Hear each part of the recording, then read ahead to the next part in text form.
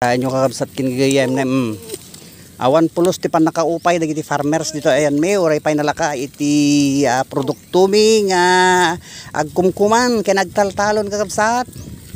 Mabalin nga mapansin tumatlain siguro iti gobyerno iti kinalaka dagiti produkto dagiti agtaltalon ken nagkumkuman kakabsat. Iso nga masapol kadi nga pansinin da kuma. Tapno kastak ket umunglad met iti panagbiag dagiti farmers. Aya. Basta lang kakabsat kinigayem iti panagbiag. Pray lang tikang ronana. Ada tayo kini Apo Dios.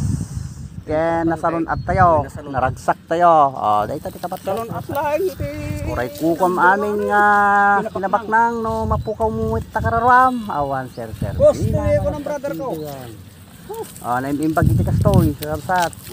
Ati kastoy ay. Wen yun para bura na kati Apo iti blessings nga kinabaknang kumaay ko napintas lahat tamot basta mo tayo iti tumulong. Saan tayo nga manglukluko iti para tayo nga tao kakabsat kinigayam. Yan kakabsat.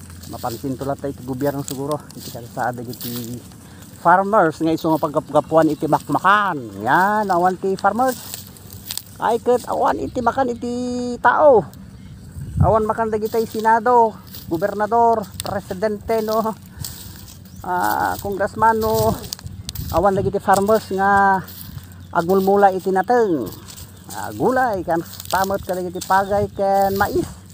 Awan dagitoy farmers kakabsat ay agbising iti tao, agbising ti Pilipino kakabsat. Iso nga pansinin tayo kumang kakabsat dagiti adda iti takem iti gobyerno. Aya tapno saan lang nga dagitoy mangmangag tayo dita nga isyu nga mangkurkurap aya iti pagilian tayo nga Pilipinas. Alawan, God bless mga kaibigan ko dyan mga Kaluson, Visayas, Mindanao. Kararagtay lang kini Apo Diyos at nakastaket kanayon nga nasalon at tayo.